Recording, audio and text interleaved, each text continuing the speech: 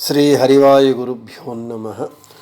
ओं वंदे विष्णुं नमामि श्रियमथ च भुवं ब्रह्मवायु च वंदे गायत्रीं भारतीं तामपि गरुडमनन्तं भजे रुद्रदेवं देवीं वंदे सुपर्णीमहिपतिदयितां वारुणीमप्युमां ताम् इंद्रादीं काममुख्यानपि सकलसुरान्तद्गुरून्मद्गुरूंश्च अभ्रमं भङ्गरहितम् अजडं विमलं सदा आनन्दतीर्थमतुलं भजे तापत्रयापहम्। पृथ्वीमण्डलमध्यस्थाः पूर्णबोधमतानुगाः वैष्णवाः विष्णुहृदयाः तान् नमस्ये गुरून् मम। जलज्येष्ठनिभाकारं जगदीशपदाश्रयं जगतीतलविख्यातं जगन्नाथगुरुं भजे। आपादमौलिपर्यन्तं गुरूणामाकृतिं स्मरेत् तेन विघ्नाः प्रणश्यन्ति सिद्ध्यन्ति च मनोरथाः।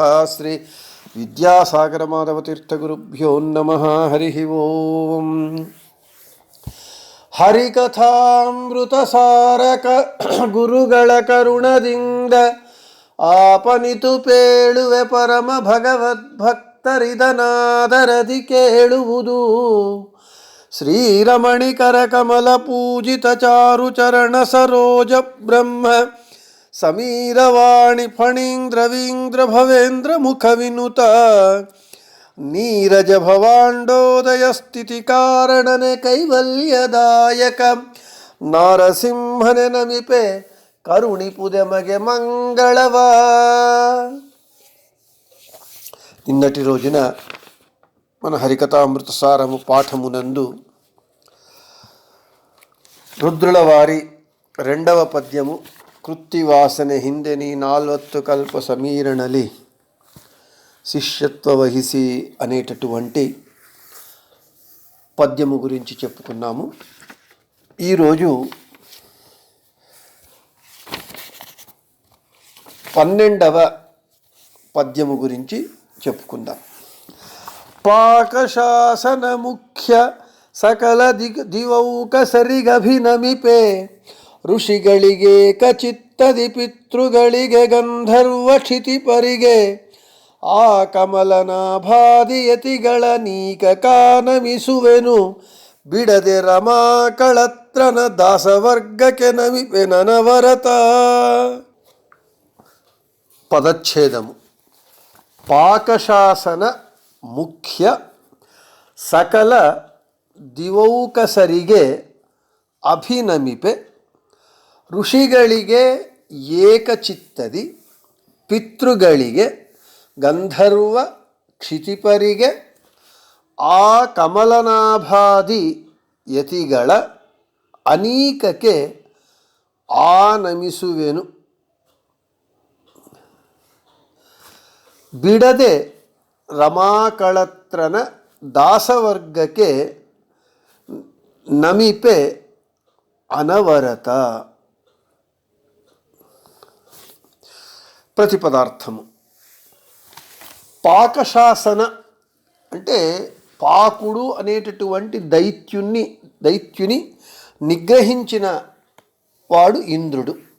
అంటే ఇంద్రుడు ముఖ్య అంటే ఇంద్రుడే మొదలైనటువంటి సకల అంటే సమస్తము అందరూ దివౌకసరిగే దేవలోకవాసులకు దేవతలకు అభినమిపే భక్తితో నమస్కరించెదను.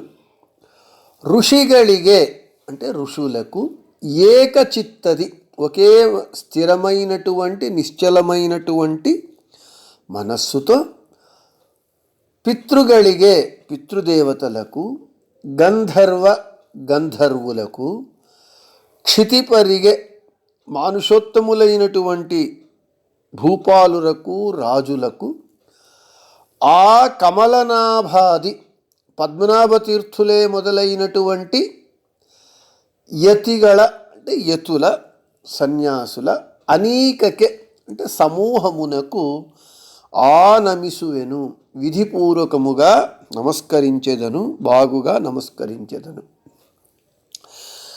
బిడదే అంటే వదలక, ఉపేక్షించక, రమాకళత్రన అంటే లక్ష్మీపతి యొక్క దాసవర్గకే, దాసకూటమునకు, అనవరత అంటే సదా ఎప్పుడు, నమిపే నమస్కరించెదను అని ప్రతిపదార్థం. తాత్పర్యము: ఇంద్రుడే మొదలైనటువంటి దేవతా ముఖ్యులందరికీ నమస్కరించెదను.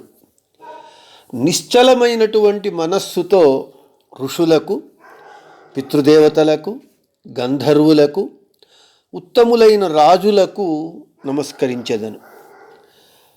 శ్రీమన్ మధ్వాచార్యుల ప్రథమ శిష్యులైనటువంటి పద్మనాభతీర్థులు మొదలుకొని సమస్త యతులకు వందనమును ఆచరించెదను, వందనమును చేసేదను. హరిదాస వర్గమునంతటికి సదా వదలక వందనము కావింతును అని తాత్పర్యం. ఇక ఈ పద్యములో ఉన్నటువంటి విశేషమైనటువంటి విశిష్టమైనటువంటి అర్థాలను చూద్దాం. పాకశాసన, పాకశాసన అంటే పాకశాల అంటే వంటశాల అని, అంటే వంటవాడు అని అర్థం వస్తుంది. అయితే ఇక్కడ ఆ అర్థము కాదు. పాకుడు అనేటటువంటి దైత్యుణ్ణి సంహరించటం చేత ఇంద్రునికి పాకశాసనుడు అని పేరు వచ్చింది.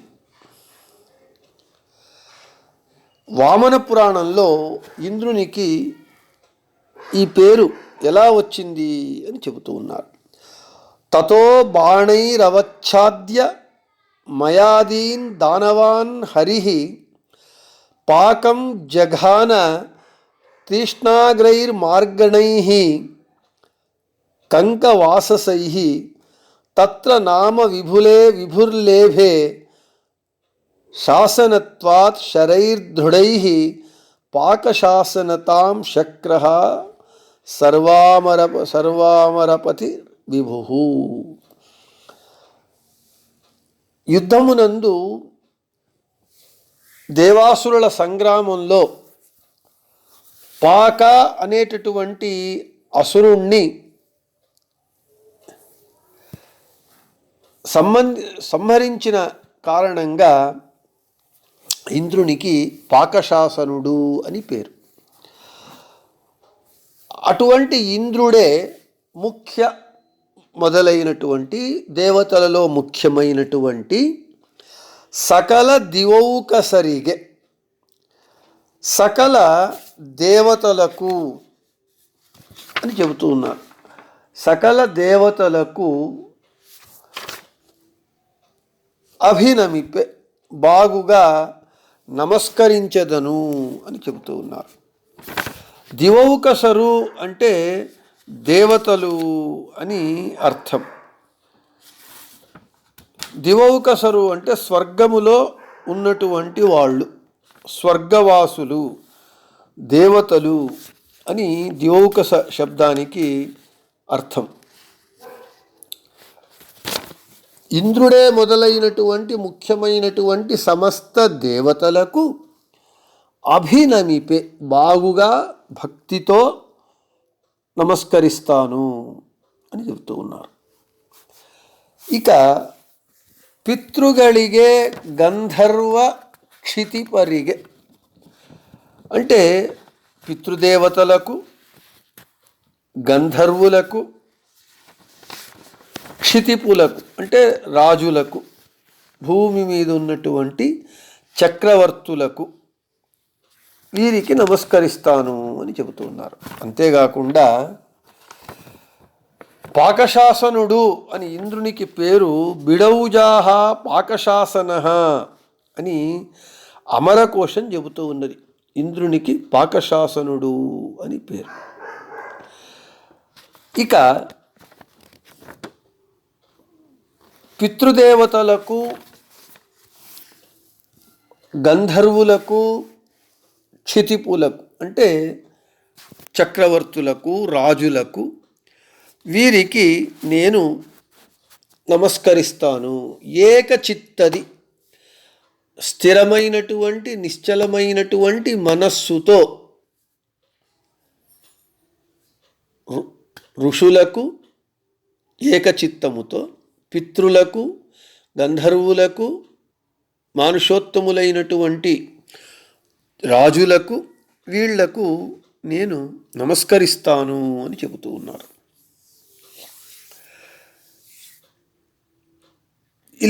ఇక్కడ ಗಂಧರ್ವ ದೇವತೆಗಳಿಗೆ, ಋಷಿಗಳಿಗೆ, ಪಿತೃಗಳಿಗೆ, ಗಂಧರ್ವರಿಗೆ, ಕ್ಷಿತಿಪರಿಗೆ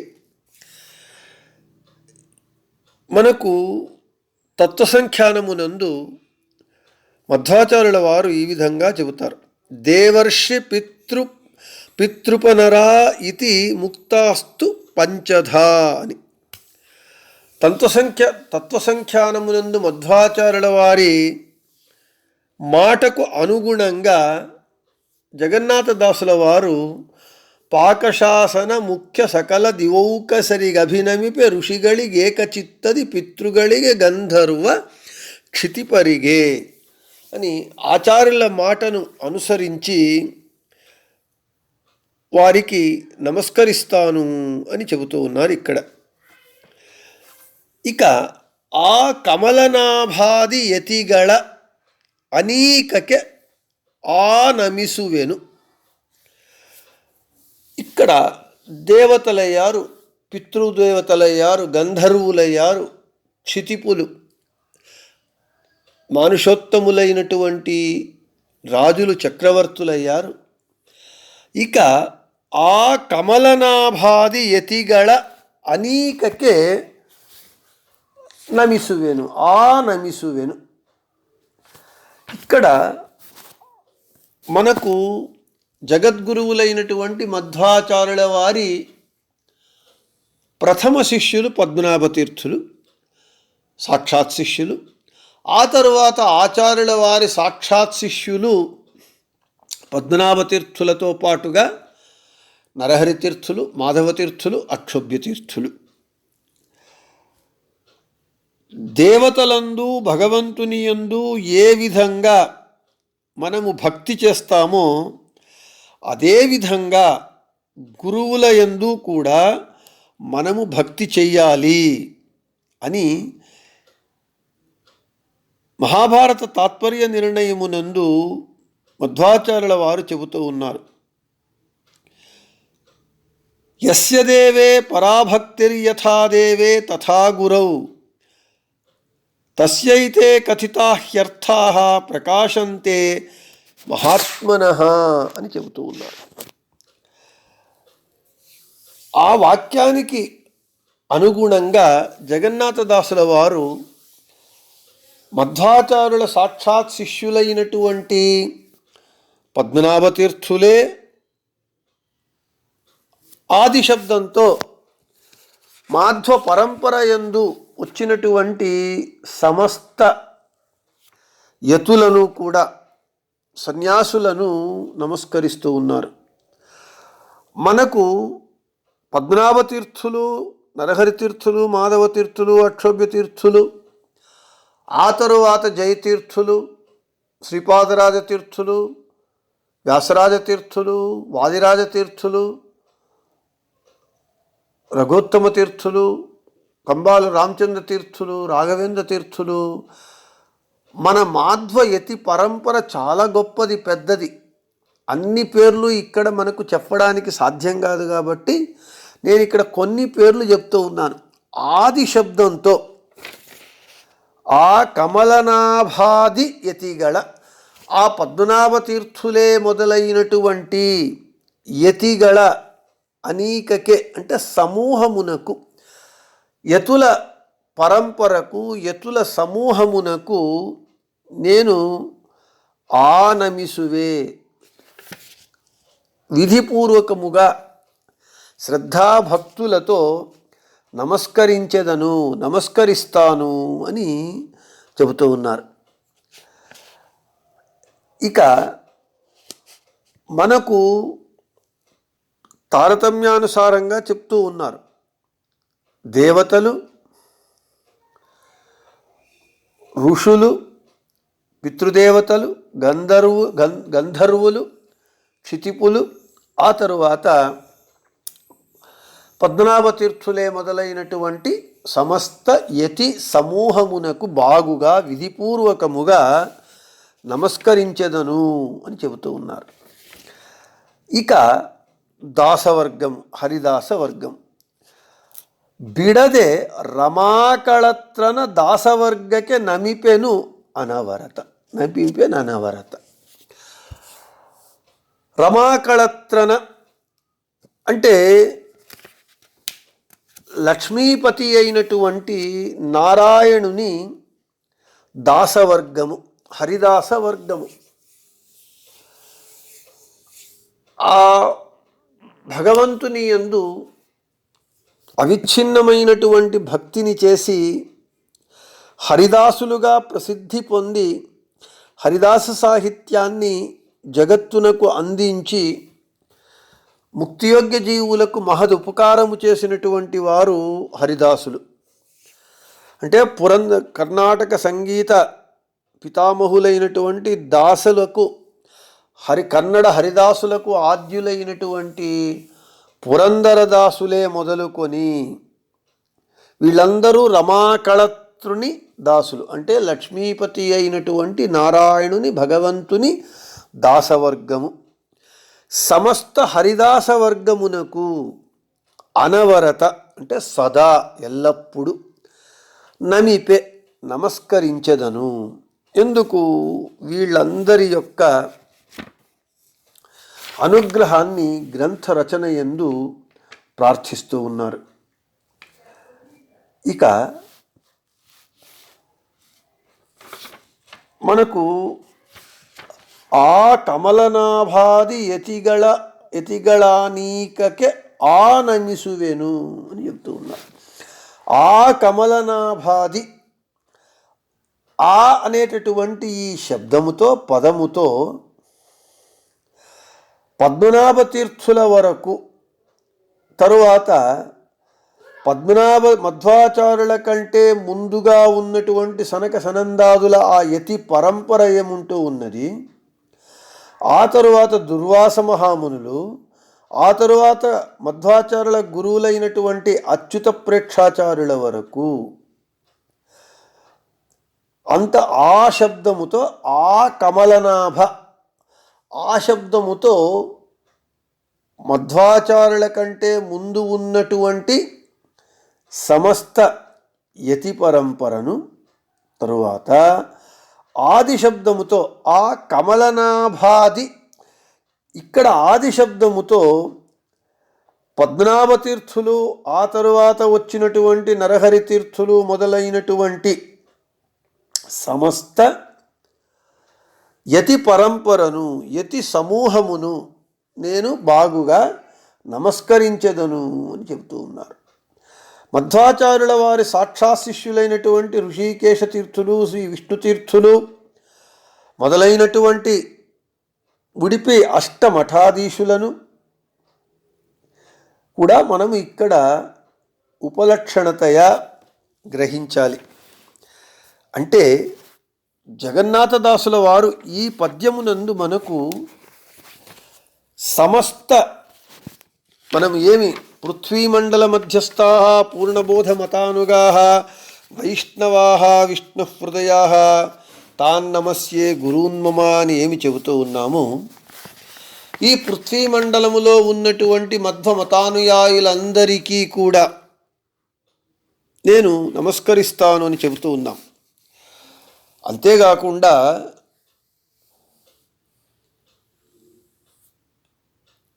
అందరి మాధ్వ పరంపరలో వచ్చినటువంటి అందరి యతులకు కూడా మనకు నమస్కరిస్తూ ఉన్నారు.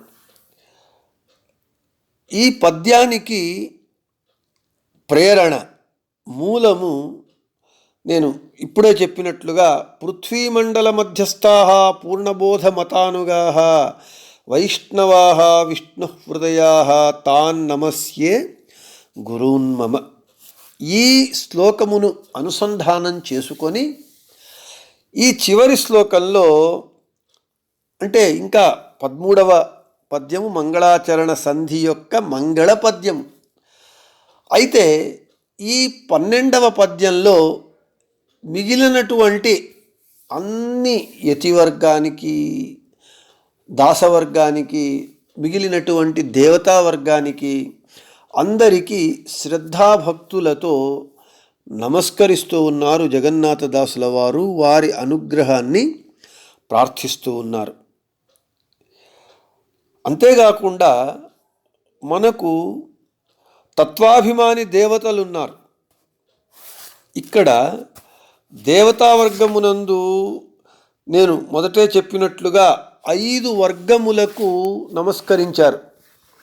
ఈ పద్యంలో 5 వర్గములకు నమస్కరించారు. ఒకసారి అవి చూద్దాం.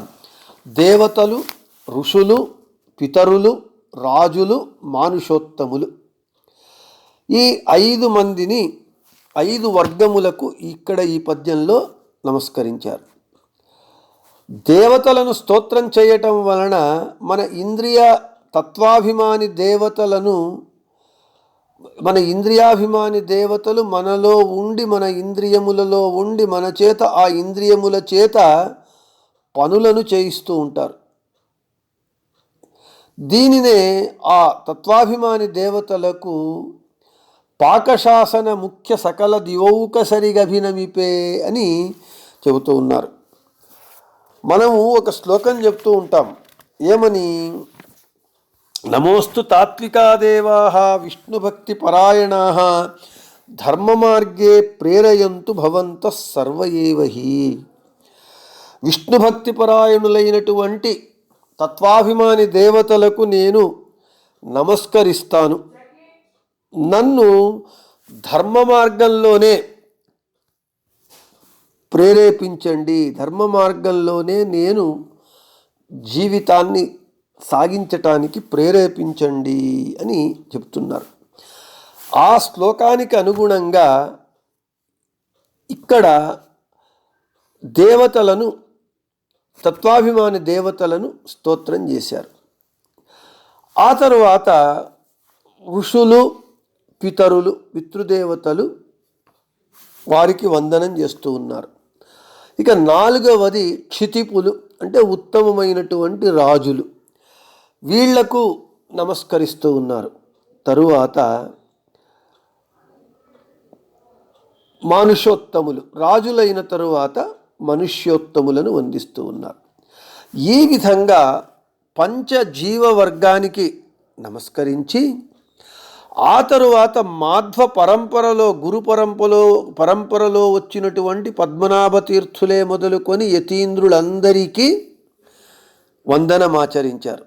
తరువాత చివరగా హరిదాస వర్గమునకు చెందినటువంటి సమస్త దాసులందరికీ నమస్కరించారు.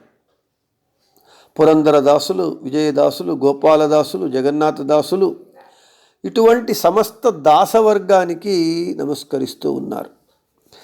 ఈ విధంగా ఈ మంగళాచరణ సంధి యందు తారతమ్యానుసారంగా మొట్టమొదట సర్వోత్తముడైనటువంటి లక్ష్మీనరసింహస్వామిని, ఆ తర్వాత జగన్మాత అయినటువంటి లక్ష్మీదేవిని, ఆ తర్వాత బ్రహ్మ, వాయు, సరస్వతి, భారతి,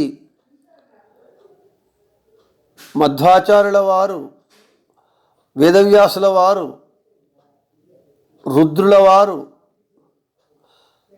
ఇప్పుడు ఈ పద్యంలో మిగిలిన అందరికీ నమస్కరించి గ్రంథ రచన బాగుగా వచ్చేదానికి వారి అనుగ్రహాన్ని ప్రార్థించారు.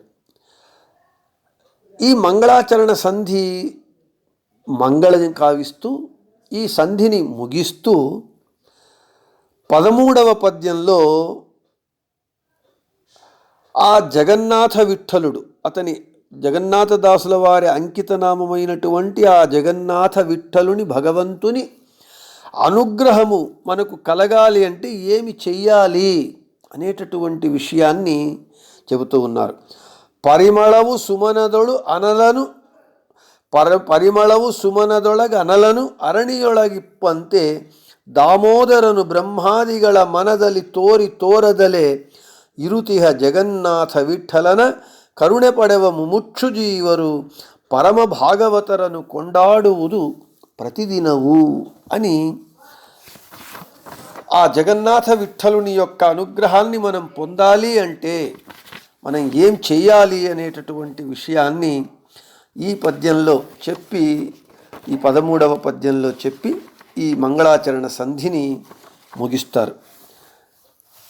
రేపు ఈ 13వ పద్యాన్ని చెప్పుకుందామని చెబుతూ శ్రీకృష్ణార్పణమస్తు, మధ్వేషార్పణమస్తు, అందరికీ శుభమస్తు.